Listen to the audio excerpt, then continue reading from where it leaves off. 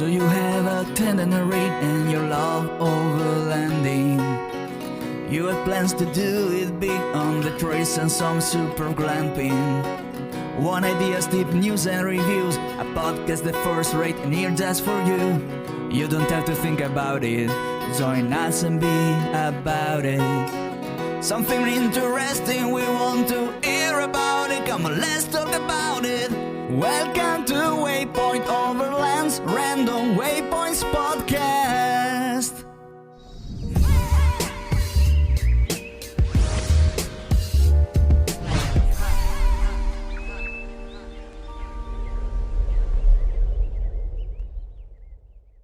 Sponsored by Midland, communication for every adventure, the industry leader in radio communication technology and innovation for over 50 years.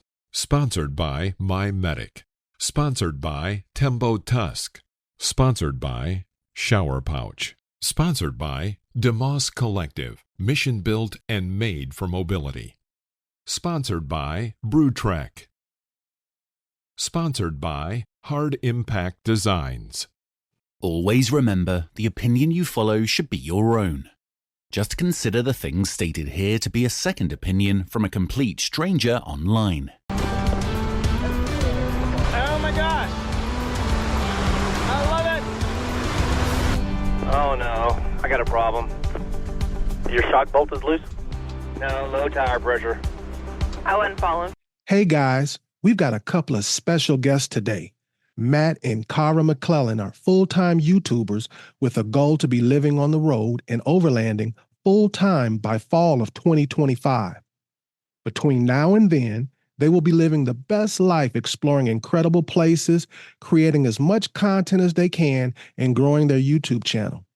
What started as exploring the beautiful Ozark National Forrest on a weekend adventure with just a Jeep and some camping gear has turned into a passion to see and experience as much as possible. As Cara and Matt explore more and more, they want to pass on the adventure to others by inspiring them to get off the pavement and experience these amazing places firsthand. Welcome to the show, Matt and Cara. Thank you. Thank you for having us. We're excited to be here. Welcome. So let's get right into it, guys. Yeah. Tell us where you were born and raised and how you met. I'll let you get into your part. Okay. Let's see. Born and raised here in Arkansas in Little Rock and grew up there, graduated high school there. Went to college here in Conway, UCA, and went to Kentucky for a little while, Texas for a little while, came back here in 2001. And yeah. Been here pretty much. Been here ever since. Yeah. I was born here. I'm about 30 minutes north of Little Rock. So we are in Conway now. So I was actually born here. Then I was raised in a very, very small town that no one will know where it's at because I graduated with like 30 people.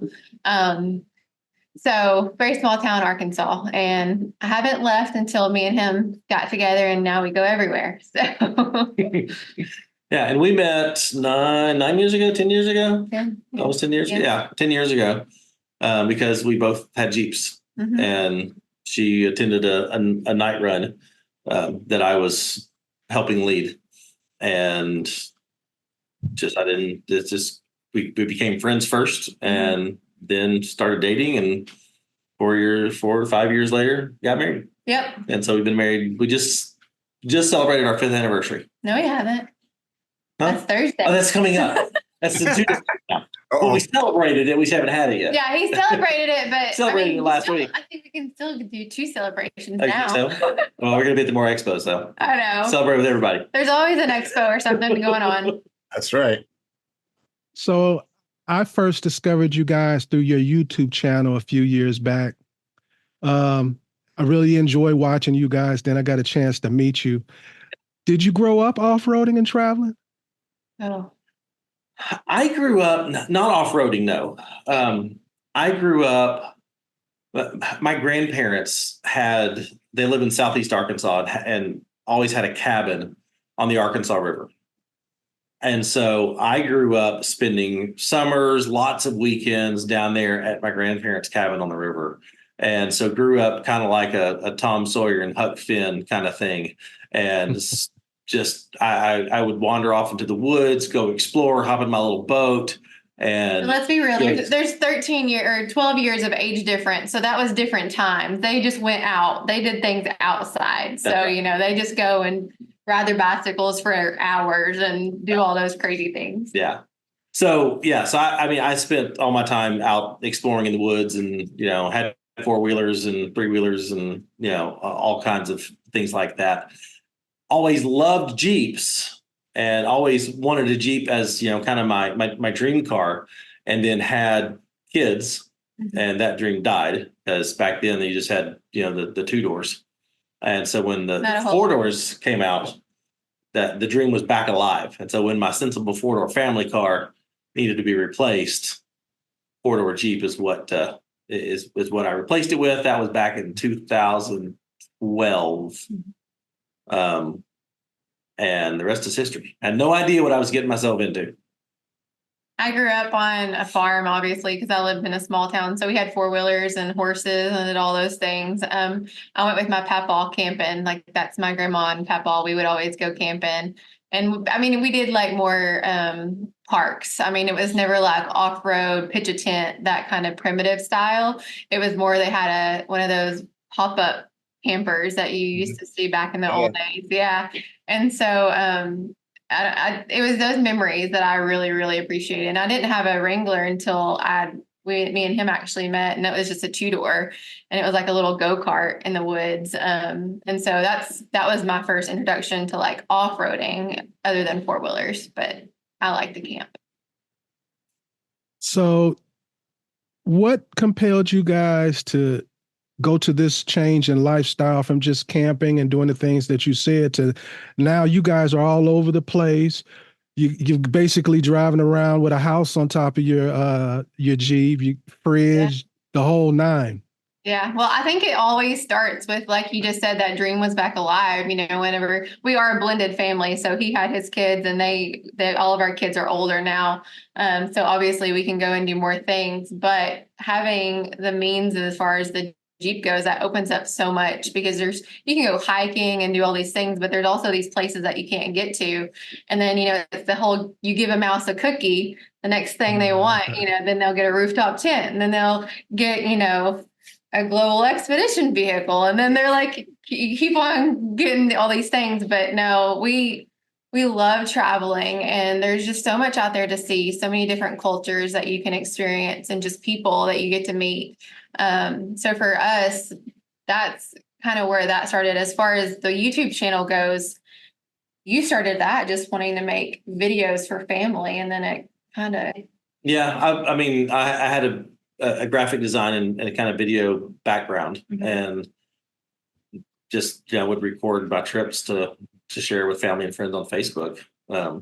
There was no desire at the beginning to have a YouTube channel. I was only uploading it to YouTube because Facebook wouldn't let you have a video more than 2 minutes long on it. And it just kind of went from there. I think for me, the big turning point for, oh my gosh, there's so much out there that I want to see, was our first Colorado trip. And we Airbnb'd it. But we had never been to Colorado before. We spent a week out. We got an Airbnb outside of Ouray, Colorado for like 4 days. And then we went over to Moab for like 3 days. And that was our first time doing anything like that. And that was 2017.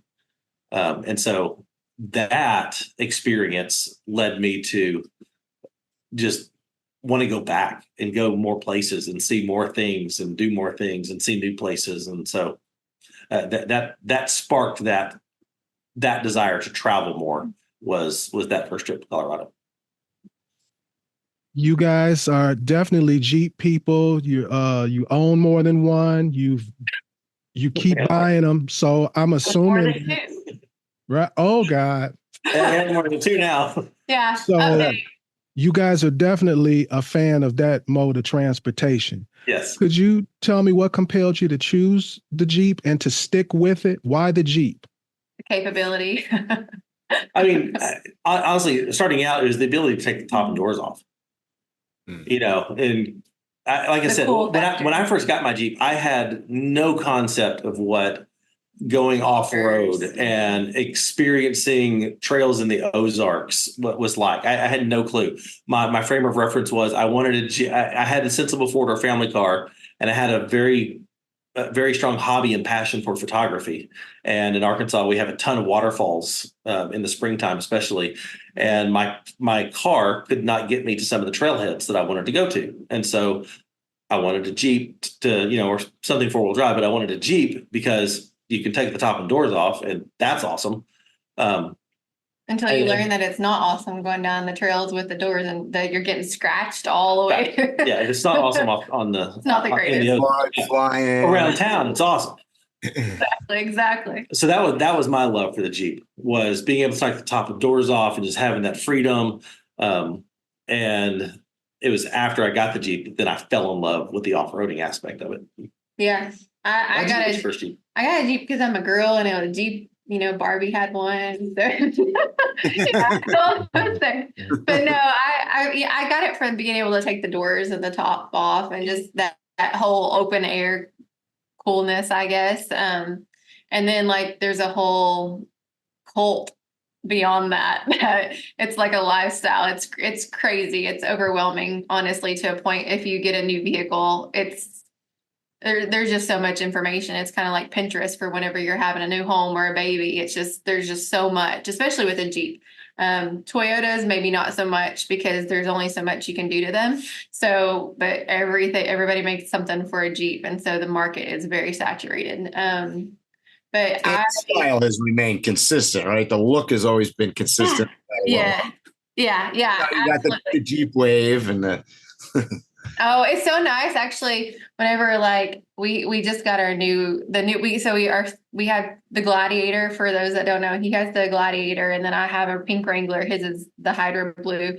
We just got another Gladiator, and it's red. And so when it was stock and we were just driving it around, it had temporary tags on it. It was like we were incognito. Nobody knew who we were. So it was like so nice. Still incognito. Yeah, still a lot of people don't really realize that that's us. And then if we're on our bikes, like I don't have to wave at Jeeps. It's kind of liberating. Funny. So you've gone down this road, Mhm. and from what you guys tell me, you plan on going further down this road. Were there any hurdles to get to this point? Oh yeah. Yeah. I mean, whenever there's been hurdles the whole way. I think that's how you grow, right? But like whenever COVID hit, he was still working his job, his sales job. And so they were starting to pull workers back in, and he wasn't full time with YouTube at that point. And, I was working 3 jobs at that time. 2. Yeah. 2.5. 2-ish, yeah. Yeah. And so I do pharmacy. And so that's where I was doing that. And they were pulling people back, in shifts or whatever. And he was like, he was making 2 videos a week at that point. And he was like, I can either continue at this progression. And we were developing like, YouTube algorithm, you have to be consistent. And so he was like, I can either stop the filming, like his boss was super cool with it, but if he goes back, he can't be filming because he'll be at an office. And yeah, they were calling us back to the office. Yeah. Yeah. And so at that point, it was the choice of at that point, the YouTube income had started to match what I was making in my day job. Mm-hmm. And so having the dual income was really nice for a long time. But I had the choice. Do I go back to the office and basically kill the channel and kill our ultimate goal of traveling full time? Or do I take the risk and go all in and really put the effort into the YouTube channel? And that's what we did. And I think it paid off. Yeah. And then, like I said, we have kids. And so there's that whole navigating our lifestyle with the kids aspect. There's proms, there's boyfriends, there's all these things going on. And then he did obviously decide to do full time with YouTube. And so meanwhile, I cut back, but I was still chained to my desk. I was still working from home. I was working from home before that was cool.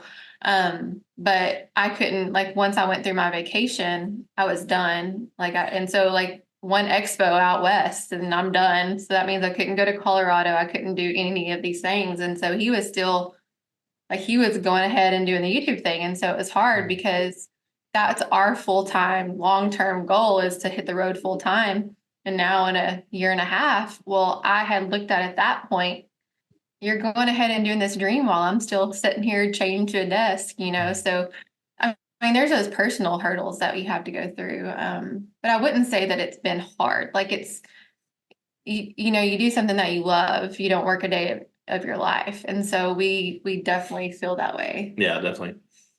Yeah. And the whole, the idea to get serious with the YouTube channel came from the dream of having a beginning of traveling full time when our two youngest at the same age, who are now juniors, next year when they graduate and go off to college, and then we are now empty nesters.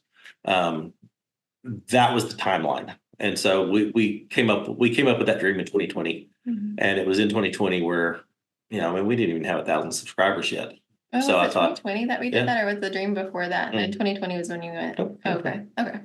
And so that's it was then I thought, okay, so I've got 5 years to really get serious with the channel, so that will support us on the road. So that the traveling is the dream. YouTube was the means to get there, and the path to being full-time YouTube happened a whole lot faster than we ever thought it was going to. And I will say YouTube was the path that got us there.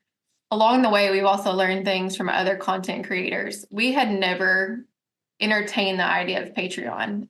We weren't going to do that. That's just something that's very weird to us because we're the same type of people as y'all. We put our pants on the same. We go to the bathroom. Granted, I sit down, you stand. It's all the same, right? But it was very weird for us. And we talked with Kevin from the Lifestyle Overland, and he was like, the algorithm is just not consistent.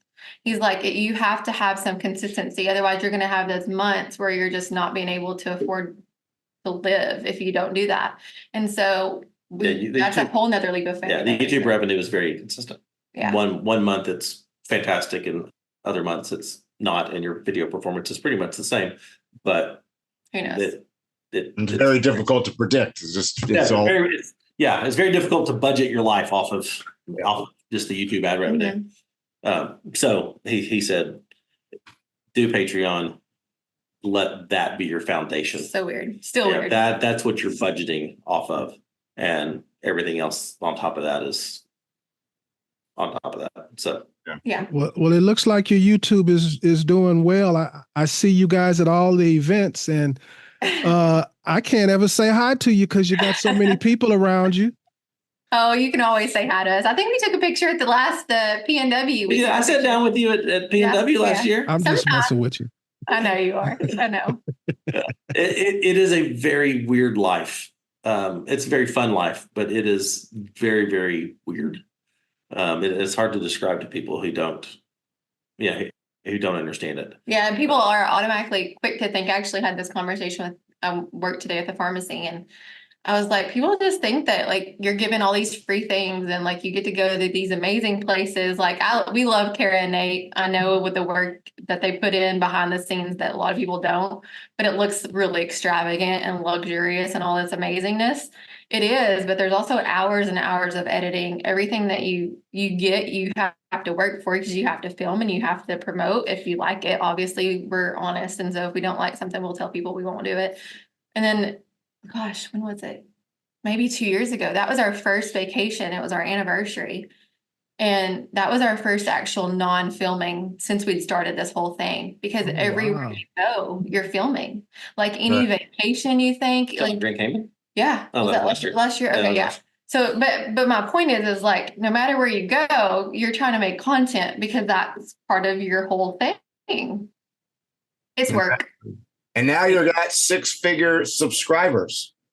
Yeah. We did. We just crossed 100,000 subscribers, and I just got the notification, the tracking number from YouTube with our silver play button. Yeah, nice. It's going to come. Congratulations. Yeah, won't thank be you. here. Yeah, it's Won't going to be come in here. Thursday when we're at the More Expo. And I'm like, I have to wait till Sunday to get it. But yeah, that was crazy. I don't know what we actually had someone say, or what are you going to say at the end of your videos now? Because he's always been like, let's hit 100,000. What is that? 150? But like the next one's not till 500, right? Yeah, it's 500,000. I think It's like you're jumping hoops. Well, you can do it. Yeah, that's our goal. So I can't wait to ask this question. I've been seeing you guys on the bikes. So I want to know how long you've been riding adventure bikes, and do you have any plans to integrate this into your overland travel? Oh my gosh, the bikes is that was my story. Yeah, that's all her fault. So she was talking to someone and decided she wanted a Honda CT 125, which is kind of the old school, scooter looking, retro looking motorcycle, 125 cc's. And she decided she wanted that. And I was like, he was like, that's fine. Why? I'm like, I have no desire for a motorcycle. I was like, it doesn't have a clutch. It's like a bike. It's going to go. He just wanted to ride around town. I was like, okay. He's like, we have electric bikes, so that's fine. You get your little motorcycle, and I'll get on the electric bike. Yeah, that lasted one trip around the block. Yeah, we went for a ride, and I hopped on the e-bike, and I couldn't keep up with her. And I was like, so I started looking at cheap motorcycles, and I found the Honda 150. The XR 150. So a little 150 cc's, which was a little tiny bike, but dirt cheap for a brand new bike. Motorcycle, yeah. And so I got that, and then we were having fun. And all of a sudden, you know what is faster and more speed? 150 all of a versus sudden, 125. I'm out. I can go faster than she can, and she's like, "Oh, now I can't keep up. Now I can't keep up with you." So I big board my 125 to 181. I took it to a guy in Georgia, and so like my little 181 can go up to 70 miles per hour. And while that was getting fixed, I found the Honda 300, the CRF 300L at Expo West. And I learned his clutch. And so that opened up a whole new world. And so her best friend had the same Honda. And so we decided for off-roading, for dirt bike riding, she was going to take over the 150 and I would get the Honda 300. Mm-hmm. And that's what we did. And then that was awesome. And then her best friend's husband decided he had the KTM 390, and he decided he needed a bigger bike. So he got a new bike and gave the 390 to his wife. And then I no longer had a fast one again. So then she had to have a 390 to match her best friend. Mm-hmm. And so then we found her a 390. And then you were at the training. And then I attended a Dragoo Adventure Riders training just a month ago now, and had blasted it on my Honda 300. He's natural at everything, and so it's super annoying. I had blasted it, and Bill said, you would do well with a larger bike. Of course you would. Not a more powerful bike for me. And so there was a guy there that had a KTM 690. And he was an older guy. And at the end of it, I was just talking to him about it and said, yeah, Bill suggested, I might get a bigger bike. And he said, well, I've kind of decided that this adventure riding is not really my style. And his bike was a 2017 with like 400 miles. 400 miles. Yeah. Wow. So he'd barely ridden it. And he came out to this thing. He decided, I just decided adventure riding wasn't for me. And so I'm going to sell it. I was like, oh, crap. I had no intention to buy a bike while I was here. And so we started talking, and I ended up buying his KTM 390 Enduro. 690 has KTM 690. So now we Enduro. both have KTM. And so at one point in time, we had 5 motorcycles. Not anymore. We sold them. And as soon as I bought the KTM, I thought, okay, I've got to sell 2 of these. And so sold the 300 and the 150. Yeah, I was going to show you. This is, so I don't know if you can see it. I paint matched the 181 to my pink Jeep, so it's hot pink. I love it. So we now have the 2 KTMs and then my hot pink bike. And Cara is attending the same class, the adventure riding class, here in 2 weeks. And we definitely want to start going out and moto camping, and we're trying to figure out how we want to take our bikes with us. Yeah. Because I bought a tent. I bought everything to tent camp and to like ground tent, because obviously that's a whole different, it's kind of like backpacking. It's very minimal, whereas you can put a lot of stuff in your vehicle. And if you have trailers, you can have so much. Well, motorcycles. You can't. Yeah. But yeah, and you got the filming stuff. We're gonna. Yeah, I'm trying to figure out That's a whole other thing. I'm trying to figure out how to film on a motorcycle. So I've been doing research on other motorcycle channels. Yeah, I mean our channel. Itchy Boots has a Norley has a series on how to do it. Yeah. Yeah. So I've been getting some equipment to help with filming different angles and stuff. And yes, the adventure bikes will be on the channel. Hopefully in the next videos too, Mike. So yeah. Hopefully in the next few weeks, I'm going to take a trip out and do the first filming. And I've told my audience repeatedly, I don't want to be considered, we don't want to be considered a Jeep channel. We don't necessarily want to be considered an off-roading channel. We want to be considered an adventure channel. And so, we've gone skydiving in our videos. We've done other crazy things in our videos, hiking in our videos. And so the motorcycles is just another avenue for adventure for us because, there's places you can only see by hiking. There's places you can, see on four-wheel drive, and there's places you can, only see better on two wheels. And it just expands our ability to see more. And honestly, that's like, what you had mentioned about in our bio there at the beginning is like, we want to inspire people, and that doesn't always look the same for every person. Like some people, they may want to be on a bike. Some people may want to hike. Some people want to be in a vehicle. Not everybody wants a tent camp. Not everybody wants to have a camper. There's just so many different things out there. And that's kind of our goal, is to educate them how to do that, smartly and wisely and legally, but also just to show them all the options that are out there, because there are so many options. And like a lot of times you can go to all these expos and all of these things, or people obviously want to sell you everything, but that may not be what, you need. And so save you some money maybe down the road. Yeah. I think if you expand your channel too, if you're bringing all these different elements in, it's a different group of people. I mean, as you mentioned before, YouTube can be quirky. So if I put up something about motorcycles or bicycling or the people that are looking for the big truck are not as interested and blah, blah, blah. But after a while, you kind of got to train them a little bit, I guess. Well, and not only that, people, I think, and I may be misspoken, but I think I can speak to some of our audience that a lot of our devoted followers are here about our journey. And like, throughout our relationship and our whole footage, like I've lost a lot of weight. And so there's been a lot of encouragement from people out there who are having health things. And so it's just like, this is our life, we're filming our adventures. That's still at our core. We're not like puppets, right? So, we're just wanting to share the world and just the things that are way cool out there, because if you stay in a box, you don't grow. Yeah, we're just trying to what they are. Yeah. Well, I think those are the most successful channels anyways, because they're following you because of you. You know what I mean? At the end of the day, it's what you guys do.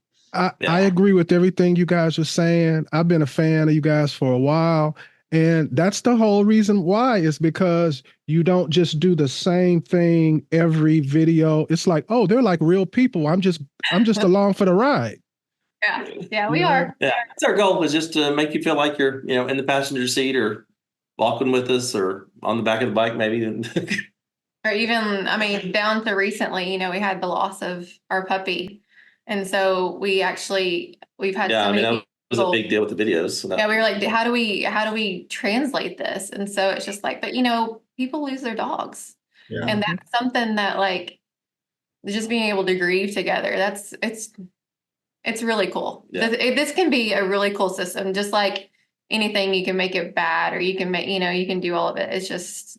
It's also a way of healing and just growing. Yep. In both directions. Mm-hmm. Absolutely.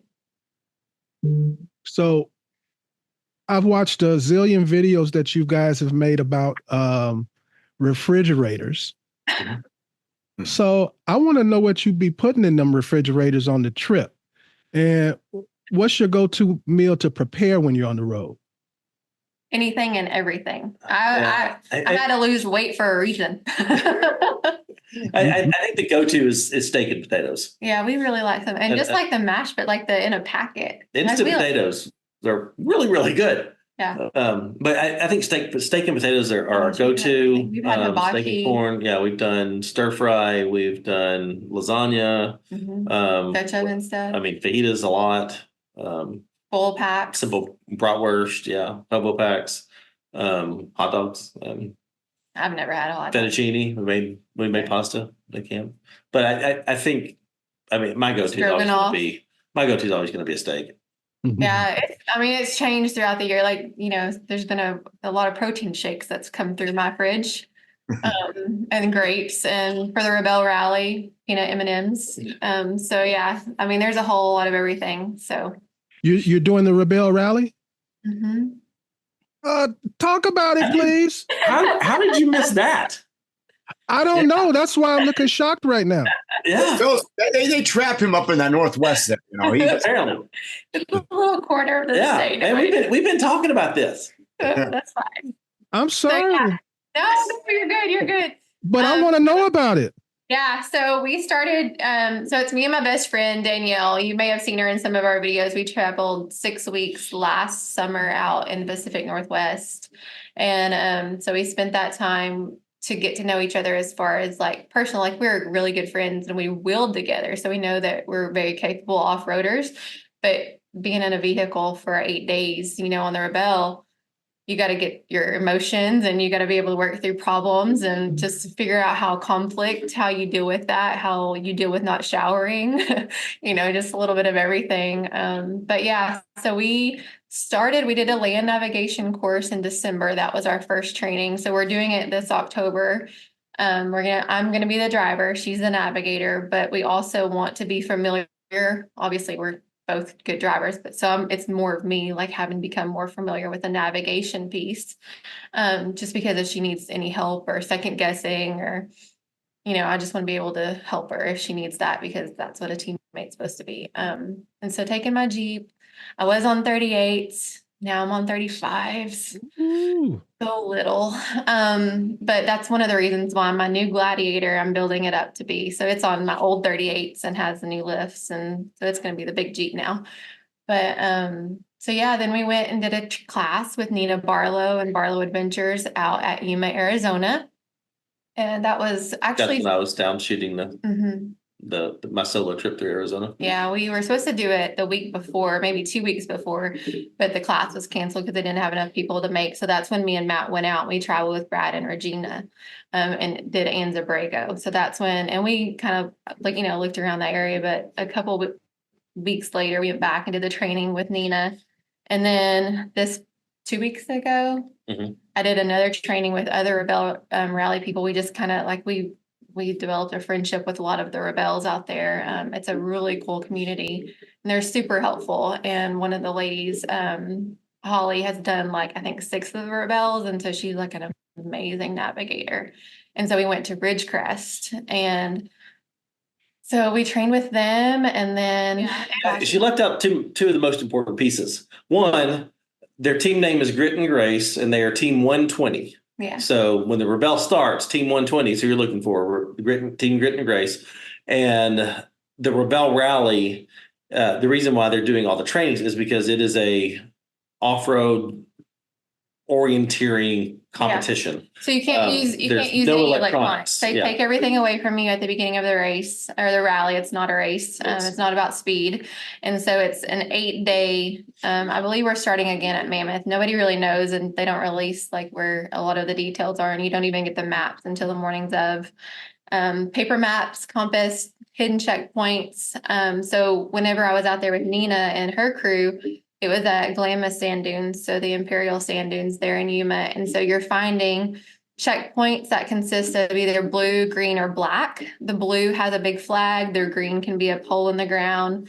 But you're giving the lat and long, and you have to use triangulation, sometimes dead reckoning out in the dunes. And then the blacks, those you don't have anything. You are given a tracker, and you basically ping it.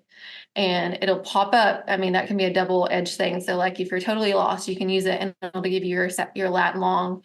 Or you get, if you're wanting to figure out if you're on your black checkpoint, it'll say that you earn full points or whatever. I'm sorry. No, go ahead. No, go ahead. No, I just want people to I want you to emphasize the training. I know all about this. Okay. But I want the audience to understand you didn't just go to some little 2-week thing and they're teaching you how to drive a stick. No. This is intense. It's very intense. I took my vehicle out there. Obviously, you have to adjust your vehicle for the rally because there's several checkpoints. You have a rule book. You have to meet all that. But it is learning how to drive in the dunes. Like I'm a good driver. I do rock crawling. And so sand driving is totally different as far as like figuring out like rolling and how to read the dunes and how to read, like that shift point and like not parking, towards uphill and parking at the right angle and being able to recover and dig. And it's real hard. It's a lot of training. It's a lot of money. And it's also a lot of training. It's not just, you can just go out there, you think it's a really cool thing, but like you're using the Pythagorean theorem to figure out how off you are based on, your points and stuff. It's a lot. Yeah. And they're going to a lot. Like I said, they're taking this very seriously. Yeah. And so far killing it.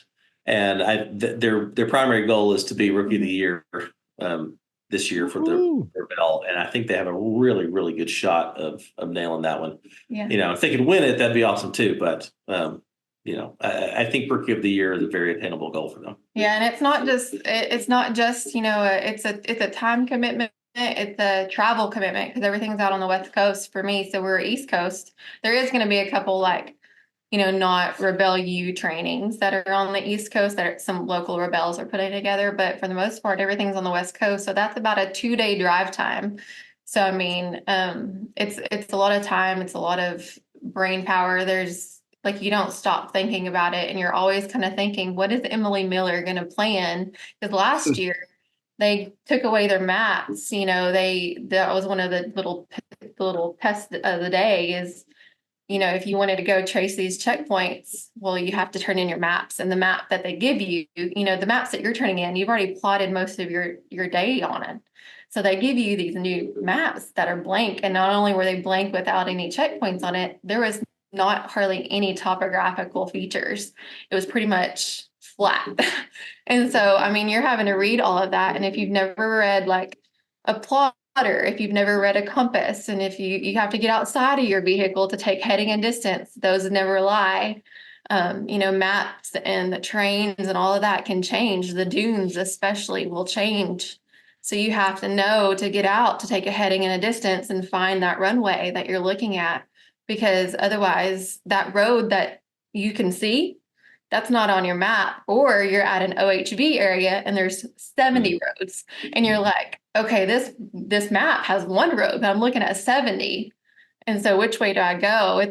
It's very intense. It's very intense, but it's also fun. He was telling me whenever we were training, he said, you having fun today? I was like, as long as you know that hard comes before the fun, yes, I am. Yeah. Yeah, I love Emily Miller. I love what she's doing over there. Incredible. I love Rebel Rally. I respect it. If I ever was going to go somewhere and be lost and I needed somebody to navigate, I would pick somebody that was a previous Rebel Rally person. I can't do it. Yeah. I'm the guy GPS expert. I don't know how to use the compass at all. Emily, she teaches navigation classes at different little events. Oh yeah, I just haven't been to one. I'm busy teaching. I'm busy teaching the technology side. Yeah, I'm with you. I'm on the technology side. I mean, I've always been as long as my phone's charged, I'm good. He's like, anytime GPS tells me to turn north on such and such, I'm like, okay, Lewis and Clark, is that left or right? Because I don't know. So funny. So if you've ever watched the podcast, you'll know that we like to get philosophical around here. Okay. So you're in trouble now. All right, let's do it. Let's go. What do you wish you had known when you started out? It can be about your rig. It could be about life in general, business, family, health, whatever you like. I wish I wish I had known what I know now. So I would have started much earlier. Right. Because I've been doing this for this off-roading and Jeep life thing for 12 years now. That's it. I wish I had known about this and started down this path a long time ago, back when my kids were little, so that they could have experienced more time. Can never get time back. Yeah.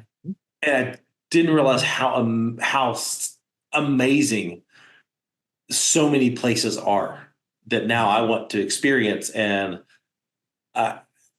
there's no way I'm going to be able to cover them all. All these places I want to go, and so that bumped me out. I wish I had started a long time ago.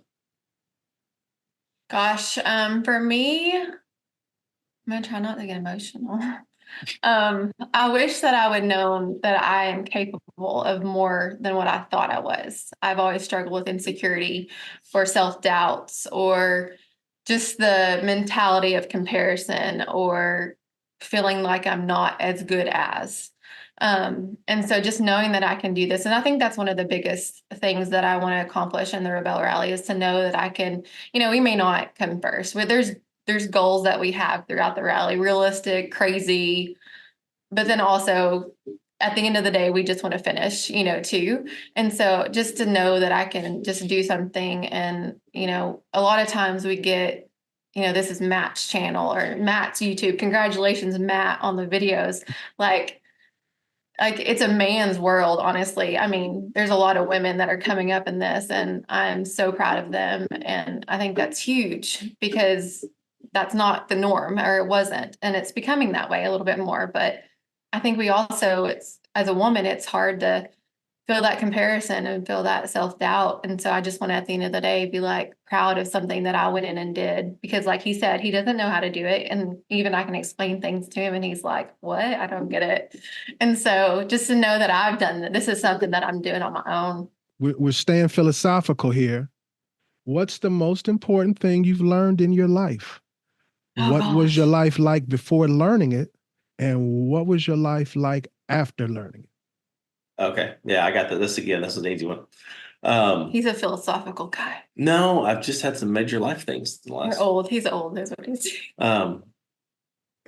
Honesty. Being honest. Just being honest. Being completely honest about who you are to the people that you're with. Better to speak the truth and deal with the consequences than to live a lie. I right after college, I was a pastor for 10 years, 15 years, for a long time.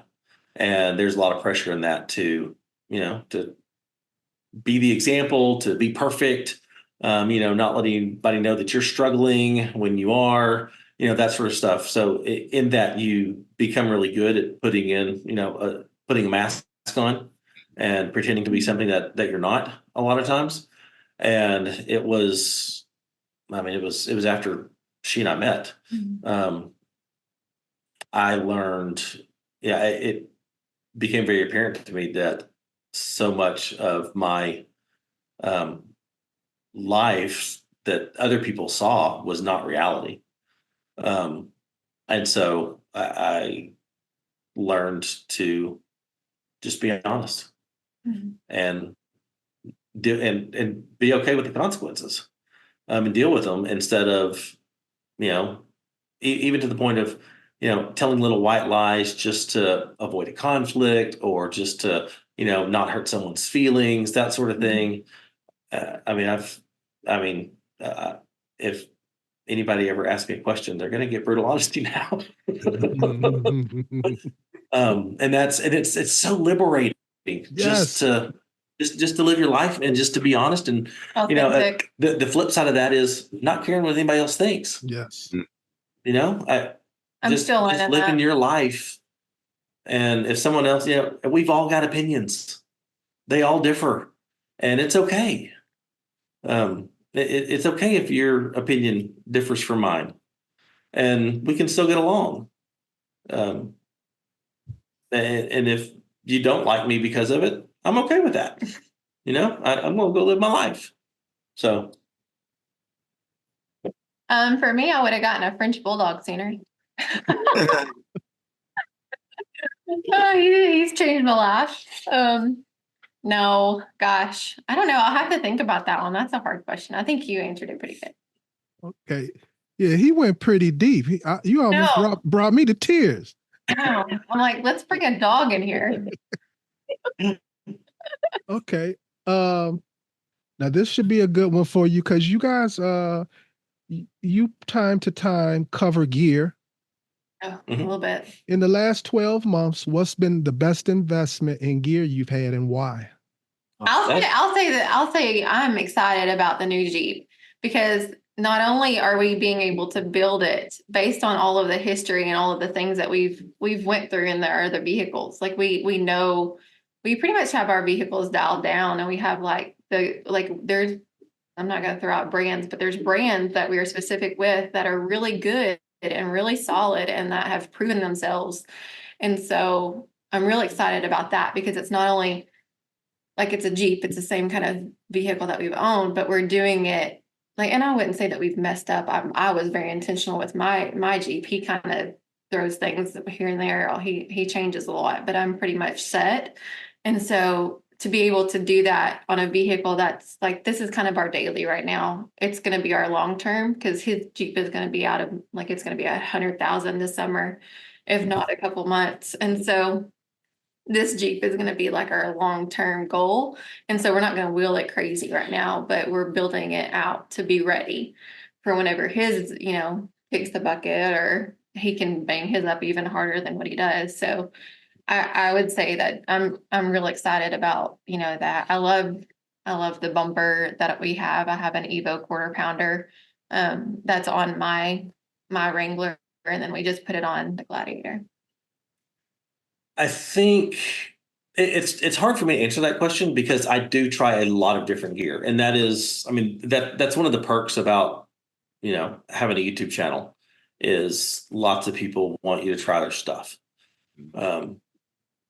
And so I have tried a lot of stuff. I've tried a lot of different configurations of my Gladiator with different racks, different tents, different gear setups. I'll say the one thing that I would not go out, I would not travel without, and this is way beyond the last 2 years, but a 12-volt fridge is just a game changer for me. Who got you your first? You did. Yeah. Carrie bought it for me as a Christmas present before we were even married. He was and never going to get a fridge. Stupid. I thought it was ridiculous. Ice chests worked perfectly fine, and it pretty much changed my overlanding life. But a 12-volt fridge, I will not go without, and I've had a bunch of them. I've experimented with all different sizes of fridges, but at the end of the day, a 12-volt fridge, I will not go without. It actually frustrates me when we are in the new Gladiator because it does not have a fridge. It has no place to really put a fridge yet because I haven't made that mod yet. But fridge, I've used so many tents, cooking apparatuses. There's so much good stuff out there now. And that's one of the things I actually talk about it in a video that I shot yesterday and this morning.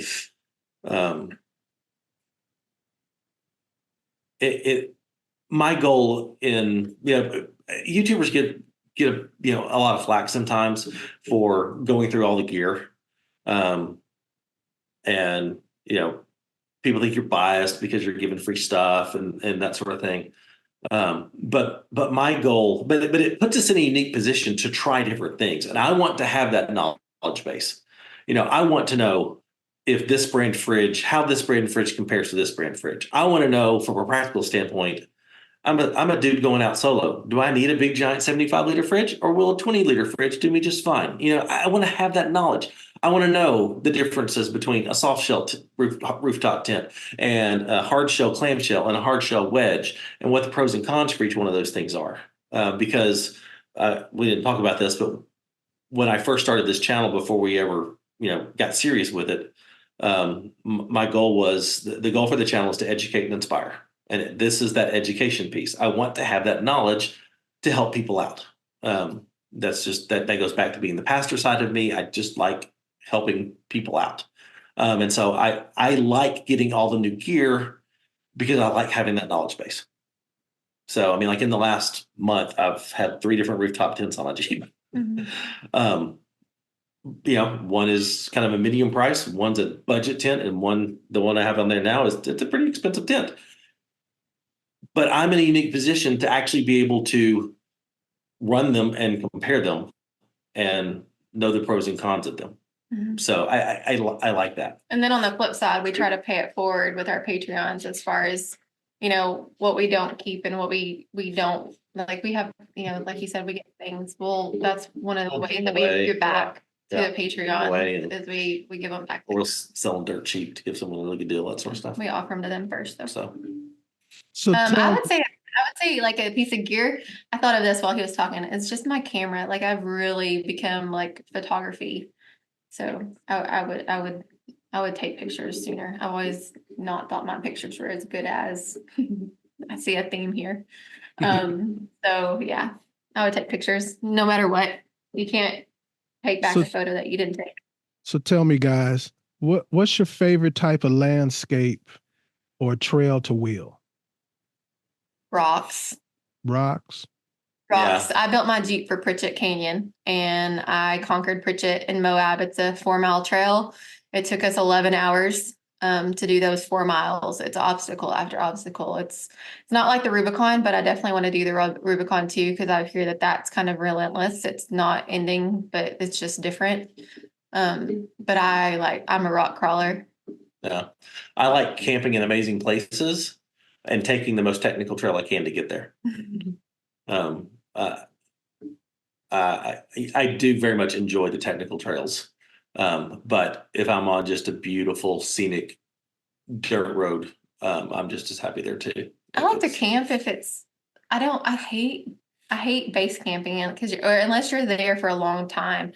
It's just a lot to like have to set up. And I feel like you don't get to enjoy the area if you're just so quick. And that's one of the things we're really looking forward to when we're on the road full time is, you can take, if we're tired of a place, we can up and leave it. But if you want to stay at a place, like there's no agenda. And so I'm like that as far as overlanding that side of things. I would love to do that, but we've been always trying to fit in like everything's like scheduled. And so that's been, I don't like to have to pack up and wake up and leave. What is your goals when you do what are you when you set out to do your full time? What are you going to do? Yeah, I think, there's several, channels out there that, do the full-time travel thing, but I think I want to do it different than others do. And I had this idea when we were the very first time coming off of Pritchett Canyon, in 2020. Yeah. No, 2021. Sometimes I'm tired of just running all the famous name trails. Like if I don't ever go back to Uray again and run Alpine Loop, I'm okay with that. It's beautiful if you haven't ran it. But I've done it so many times. And if I love Moab, but if I never run Hell's Revenge again, I'm okay. I will because I love the trail. But if I don't, I'm okay with that. What I want to do, and we were coming off of Pritchett Canyon, and when you come off of Pritchett Canyon, you've still got a 25-mile drive through BLM land before you ever hit the highway. So you're done with the trail, but you're not done with with the driving and the scenery. Options. And I thought, you know what? I want to come out here and park our camper, whatever it is we have, and in one spot out here, like in southwest of Moab in the BLM land, and spend 2 weeks, 3 weeks, a month exploring all the places that most people don't know about because they're there for all the famous trails. Mm-hmm. I want to go see all the stuff that most people are avoiding. If you keep going to the same places that you've always been, you never ever see the places that you know exist. So I think starting out, that's our goal is we want to go somewhere and spend some time there, spend some time in the area, learn the trails.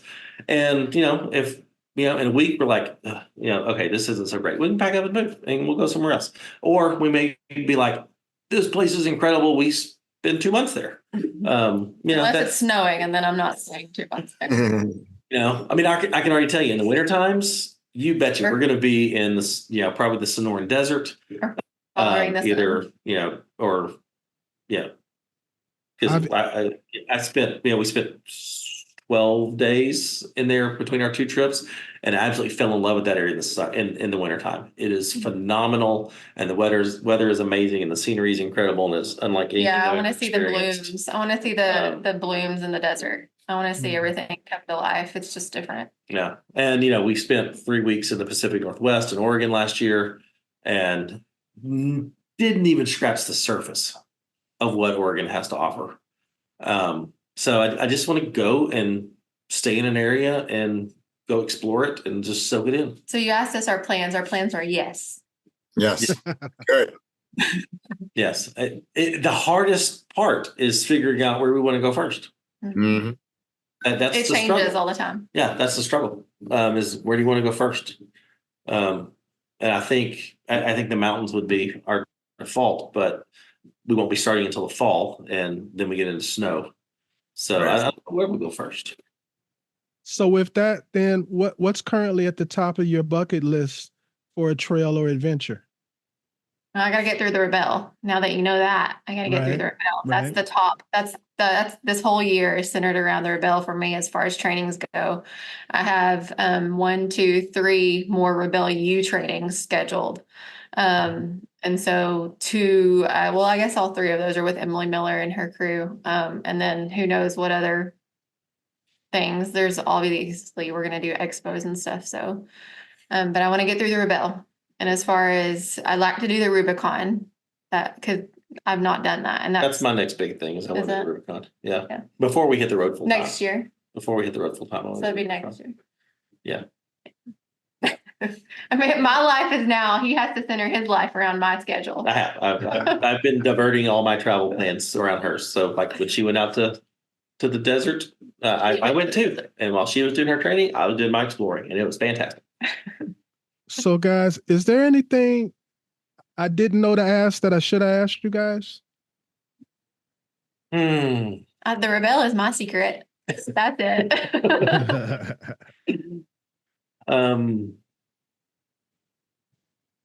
I think this didn't really answer your question. It goes back to the previous one, but a big thing for me now is figuring out how to do this life on the road.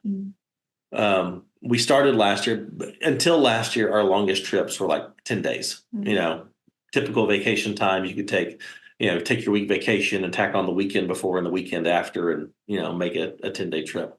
But last year was our first time to be traveling. For me, 3 weeks. She was gone 6 weeks from home. But in the past, my pattern has been, go on a trip, shoot content while I'm there, and then come home, edit. Mm-hmm. And then go back out again, shoot content, come home, edit. Well, we try to get this ahead. year we're trying to. We're traveling more this year than we have.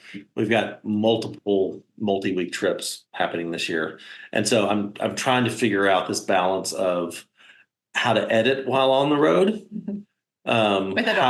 with dogs, how to upload while I'm on the road, because it's very stressful for me trying, if we're gone 3 weeks, my default has been, okay, I've got to get 3 weeks worth of content done before we go house. Yeah.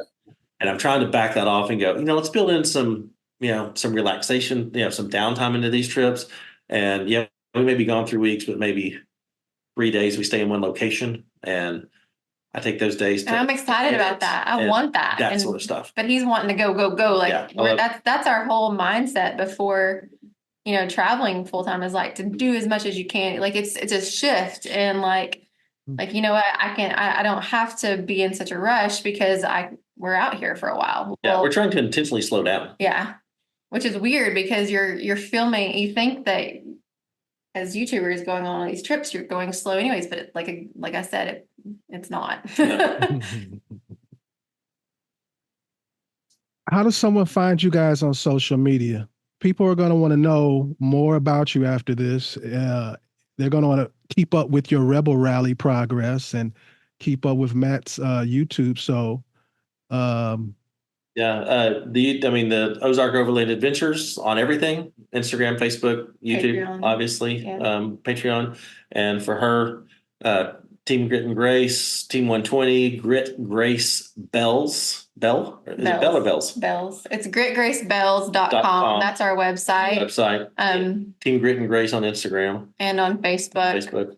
But yeah, you can search Grit Grace Bells and that'll pull up Facebook, Instagram, and our website. He doesn't do any of the socials, so I don't know why he was even talking. I do all of that. So Instagram is Ozark Overland Adventures. And like you said, Instagram, Facebook, Patreon, and then also he curated the Ozark Overland Adventure Trail, which is a trail here in the Ozarks that he put through. It's a 5-day. 5-day route? Yeah. To the Ozarks. So you can go on there, and if you don't know the Ozarks, they're kind of hard to navigate. So he's planned it out for you. So there are a lot of newbies out there. There are a lot of people who are still in the curiosity stages. Can we end it with just a few words of inspiration from you guys to those people? Absolutely. Get out and go. Don't wait till you have the right gear. Don't wait till you have your rig built. Go now and figure out what you need along the way. Figure out what modifications you need to make to your rig along the way. But take what you have and start going now. And I will also say make mistakes, learn from them. Personally, vehicle-wise, trip-wise, don't let it stop you. Just keep going. Mm-hmm. Mike, we've been doing a zillion of these interviews over a course of time, and it seems as though we keep getting the same identical answer. So there must be some substance to it. People that actually do it. Anybody that does it will say, just do it. Yeah. Don't get ready to get ready. Just get out there and do it and have fun. I mean, that's what it's about. Bring what you got. Yep. Yeah. You got something you want to say, Mike, before we go? No, I think you guys gonna be anybody at Overland Expo West? Yep. Yeah, We'll be at West and PNW. West I'll be there. PW, we have more expo coming up this next week. I have a Maris Adventure Her, but then it's Expo West and PNW. Those are our favorites. Yep. See you at both. Likewise. We will be there. All right, guys. You know what I'm going to say. Stay safe, tread lightly, and hopefully we'll see you here or on the trail soon. You have been listening to Waypoint Overland's Random Waypoints. Like, subscribe, and stay tuned for more.